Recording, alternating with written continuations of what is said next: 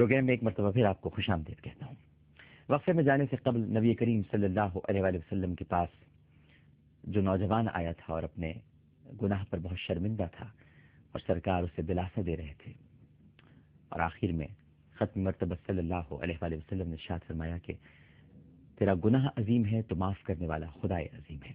لیکن پھر آپ نے دریافت فرمایا، اچھا یہ بتا کہ تیرا گناہ کیا ہے؟ اس نے عرض کیا، یا رسول اللہ صلی اللہ علیہ وآلہ وسلم، مجھے آپ سے حیا آتی ہے، میں کیسے آپ کو بتاؤں؟ آپ نے پھر پوچھا، مجھے بتا اپنا گناہ، تجھ سے کیا گناہ ہوا ہے؟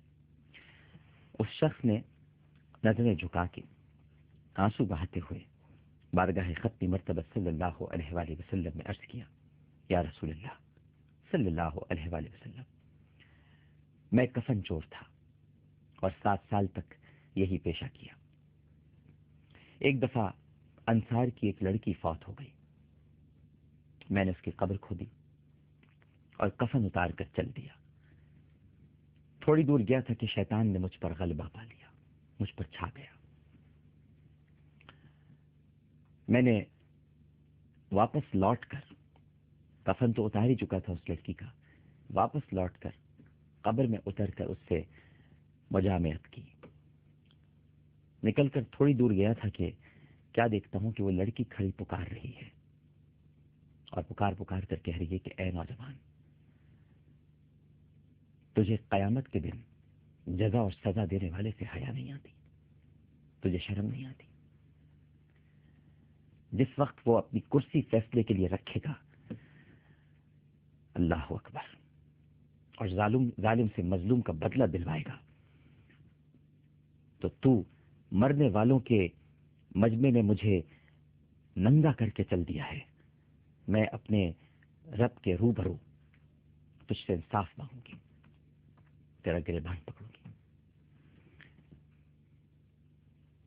نبی کریم صلی اللہ علیہ وآلہ وسلم نے جب اس کا یہ گناہ سنا تو یکدم آپ کھڑے ہو گئے اور آپ نے اس کی گدی پر ایک ڈھول رسید کرتے ہوئے ارشاد فرمایا، او فاسق، او فاجر، تو بس آگ ہی کے لائق ہے، دفع ہو جائے یہاں سے، کتنا بڑا تو نے گناہ کیا ہے۔ نوجوان وہاں سے چلا، تازی نے کہا، اور چلنے کے بعد 40 راتوں تک اللہ کے حضور توبہ کرتا رہا۔ یہ دھول دراصل نبی کریم صلی اللہ علیہ وآلہ وسلم نے رحمت سے مایوس کرنے کے لیے نہیں ماری تھی، بلکہ وما ينطق عن الهوى، آپ اپنی خواہش نفس سے کچھ نہیں کرتے، یہ اللہ نے دھول پڑوائی تھی تاکہ یہاں سے نکلے اور توبہ کرے۔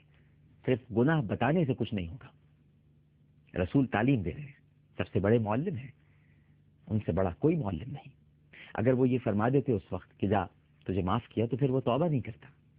یہ دھول رسید کرنے کا مطلب ہی یہ تھا کہ جب رحمت للعالمین کے در سے بھی معافی نہیں مل رہی تو پھر میں توبہ کروں پروردگار کی بارگاہ میں۔ یہ دیکھیے کیا خوبصورت تعلیم دے رہے ہیں سرکار۔ دیکھنے والے نگاہ ہونی چاہیے۔ آپ اس میں اس واقعے میں عیب بھی تلاش کر سکتے ہیں، کیونکہ جن کی آنکھوں میں عیب ہوگا انہیں عیب ہی دکھائی دے گا، لیکن آپ کا اینگل اگر اچھا ہوگا تو آپ دیکھیے کہ سرکار کی یہ دھول بنیادی طور پر اسے توبہ کی طرف لے جا رہی ہے۔ وہ گیا اور 40 راتوں تک اللہ کے حضور توبہ کرتا رہا، مارا پھرتا رہا۔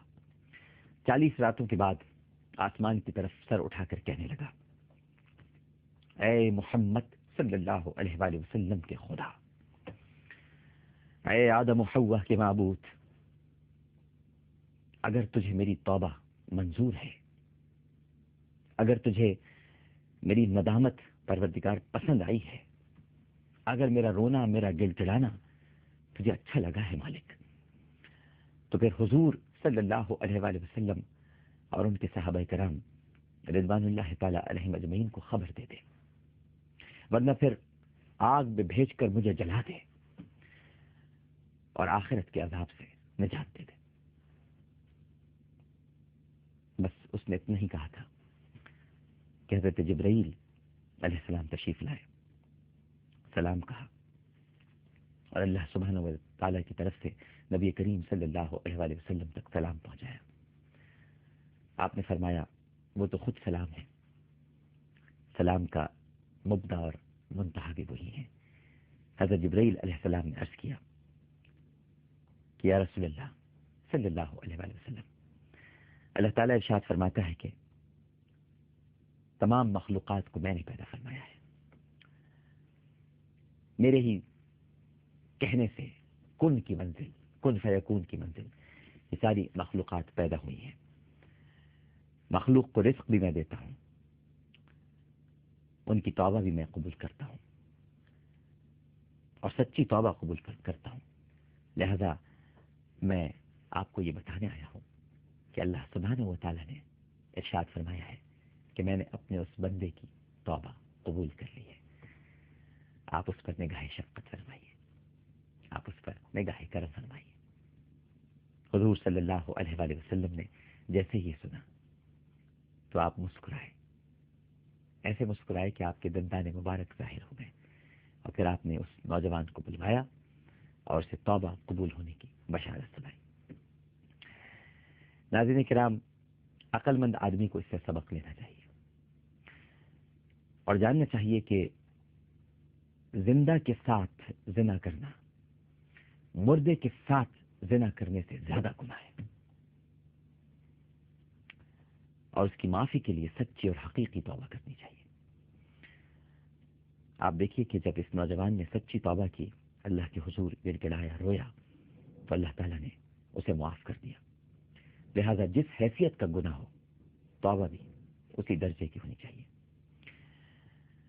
اور نبی کریم صلی اللہ علیہ وآلہ وسلم کی اس دھول کو یاد رکھیے گا، آپ نے خدی پہ دھول جو ماری تھی، اس کا مطلب یہ تھا کہ جا، ابھی مجھ سے مت رحمت مانگ، میں تو ہوں رحمت للعالمین، مجھے تو میرے پروردگار نے رحمت للعالمین بنا کے بھیجا ہے، لیکن اس کی بارگاہ میں تو گڑ گڑا جا کے دیکھ، گڑ گڑا کے دیکھ۔ اور پھر اس نے ایسے ہی کیا، گڑ گڑایا اور کہا کہ اے محمد کے خدا، بس ان تک یہ اطلاع پہنچا دے اگر تو نے مجھے معاف کر دیا۔ کیا خوبصورت انداز ہے ناظرین کرام رحمت کی طرف بھیجنے کا، اور کیا پیارا ہی طریقہ ہے توبہ طلب کرنے کا، اور کیا پیارا ہی انداز ہے پروردگار کا اپنے حبیب کو خبر دینے کا کہ پیارے ہم نے اس کی توبہ قبول کر لی ہے۔ پروگرام پیش کرتے ہوئے کوئی غلطی، کوئی سہو تو اپنے رب کے حضور معافی کا خواستگار اور توبہ کا طلبگار ہوں۔ مجھ سے بھی اگر کوئی غلطی ہو گئی ہو، آپ کو میری کوئی بات بری لگی ہو، طبیعت پر گرا گزری ہو، تو مجھے ضرور معاف کر دیجیے گا۔ عامر لیاقت حسین کو اجازت دیجیے، انشاءاللہ زندگی رہی تو کل اسی وقت، اسی جگہ، اسی چینل پر